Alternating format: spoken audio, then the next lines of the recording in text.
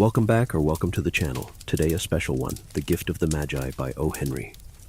$1.87, that was all, and 60 cents of it was in pennies. Pennies saved 1 and 2 at a time by bulldozing the grocer and the vegetable man and the butcher until one's cheeks burned with the silent imputation of parsimony that such close dealing implied. 3 times Della counted it, $1.87, and the next day would be Christmas.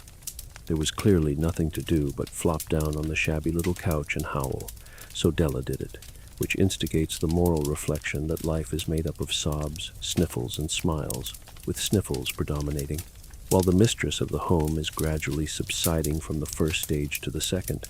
Take a look at the home, a furnished flat at $8 per week. It did not exactly beggar description, but it certainly had that word on the lookout for the mendicancy squad. In the vestibule below was a letterbox into which no letter would go, and an electric button from which no mortal finger could coax a ring. Also appertaining thereunto was a card bearing the name Mr. James Dillingham Young. The Dillingham had been flung to the breeze during a former period of prosperity when its possessor was being paid $30 per week. Now, when the income was shrunk to $20, though, they were thinking seriously of contracting to a modest and unassuming D. But whenever Mr. James Dillingham Young came home and reached his flat above, he was called Jim, and greatly hugged by Mrs. James Dillingham Young, already introduced to you as Della, which is all very good. Della finished her cry and attended to her cheeks with the powder rag. She stood by the window and looked out dully at a gray cat walking a gray fence in a gray backyard. Tomorrow would be Christmas Day, and she had only $1.87 with which to buy Jim a present. She had been saving every penny she could for months, with this result. $20 a week doesn't go far. Expenses had been greater than she had calculated. They always are. Only $1.87 to buy a present for Jim, her Jim.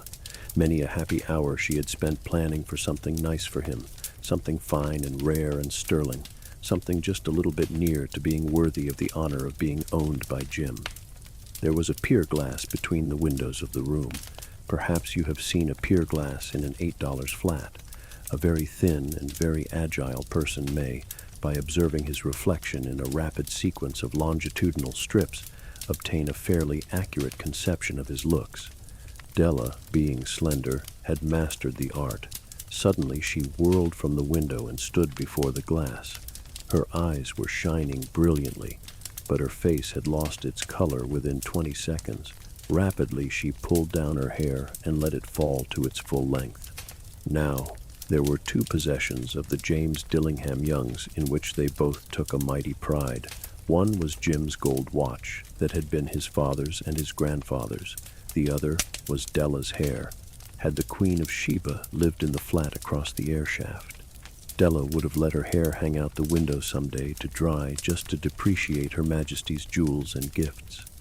Had King Solomon been the janitor, with all his treasures piled up in the basement, Jim would have pulled out his watch every time he passed, just to see him pluck at his beard from envy. So now Della's beautiful hair fell about her, rippling and shining like a cascade of brown waters. It reached below her knee and made itself almost a garment for her, and then she did it up again nervously and quickly. Once she faltered for a minute and stood still while a tear or two splashed on the worn red carpet. On went her old brown jacket. On went her old brown hat. With a whirl of skirts, and with the brilliant sparkle still in her eyes, she fluttered out the door and down the stairs to the street. Where she stopped, the sign read, Madame Sofronie, hair goods of all kinds. 1 flight up, Della ran and collected herself, panting. Madame, large, too white, chilly, hardly looked the Sofronie. Will you buy my hair? Asked Della. I buy hair, said Madame. Take your hat off and let's have a sight at the looks of it. Down rippled the brown cascade. $20, said Madame, lifting the mass with a practiced hand. Give it to me quick, said Della. Oh, and the next 2 hours tripped by on rosy wings. Forget the hashed metaphor. She was ransacking the stores for Jim's present. She found it at last. It surely had been made for Jim and no one else. There was no other like it in any of the stores, and she had turned all of them inside out. It was a platinum fob chain, simple and chaste in design. properly proclaiming its value by substance alone and not by meretricious ornamentation, as all good things should do. It was even worthy of the watch. As soon as she saw it, she knew that it must be Jim's. It was like him. Quietness and value. The description applied to both. $21 they took from her for it, and she hurried home with the 87 cents. With that chain on his watch, Jim might be properly anxious about the time in any company. Grand as the watch was, he sometimes looked at it on the sly on account of the old leather strap that he used in place of a chain. When Della reached home, her intoxication gave way a little to prudence and reason. She got out her curling irons and lighted the gas and went to work, repairing the ravages made by generosity added to love, which is always a tremendous task, dear friends, a mammoth task. Within 40 minutes, her head was covered with tiny, close-lying curls that made her look wonderfully like a truant schoolboy. She looked at her reflection in the mirror long, carefully, and critically. "If Jim doesn't kill me," she said to herself, "before he takes a second look at me, he'll say I look like a Coney Island chorus girl. But what could I do? Oh, what could I do with $1.87? At 7 o'clock, the coffee was made and the frying pan was on the back of the stove hot and ready to cook the chops.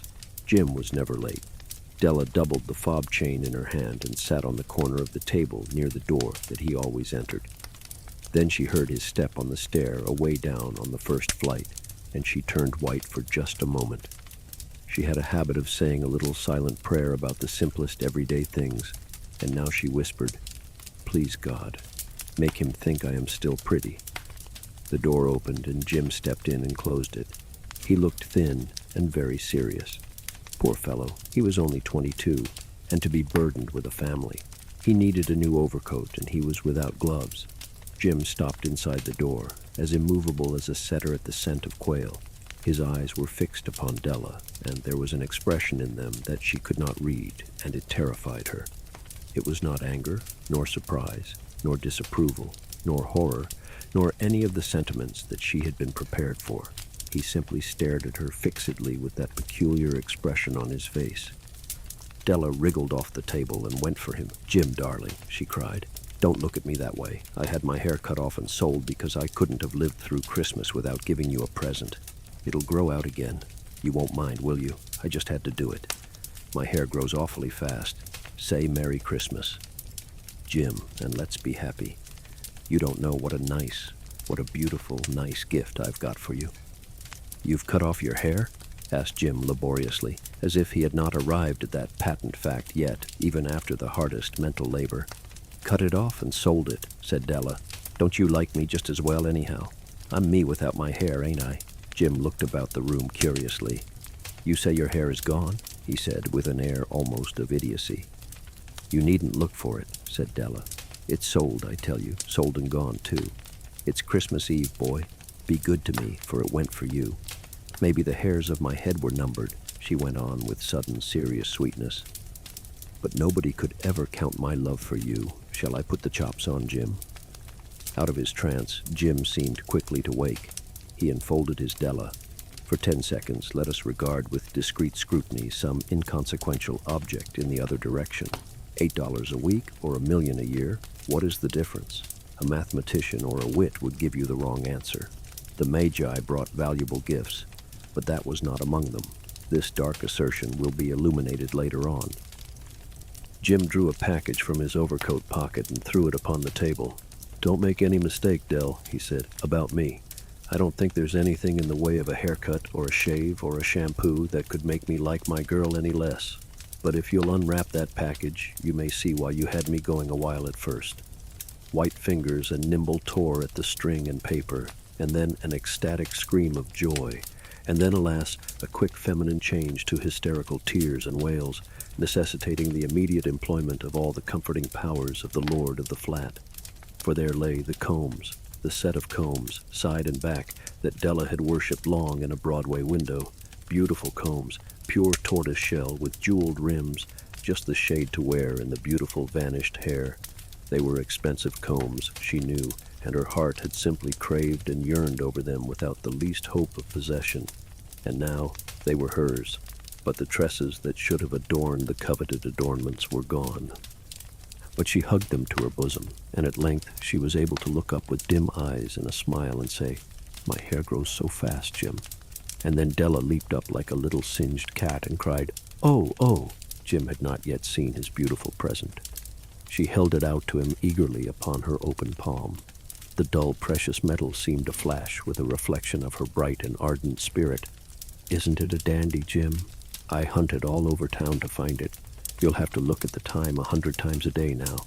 Give me your watch. I want to see how it looks on it." Instead of obeying, Jim tumbled down on the couch and put his hands under the back of his head and smiled. "Dell," said he, "let's put our Christmas presents away and keep 'em a while. They're too nice to use just at present. I sold the watch to get the money to buy your combs, and now suppose you put the chops on." The Magi, as you know, were wise men, wonderfully wise men, who brought gifts to the babe in the manger. They invented the art of giving Christmas presents. Being wise, their gifts were no doubt wise ones, possibly bearing the privilege of exchange in case of duplication. And here I have lamely related to you the uneventful chronicle of two foolish children in a flat who most unwisely sacrificed for each other the greatest treasures of their house.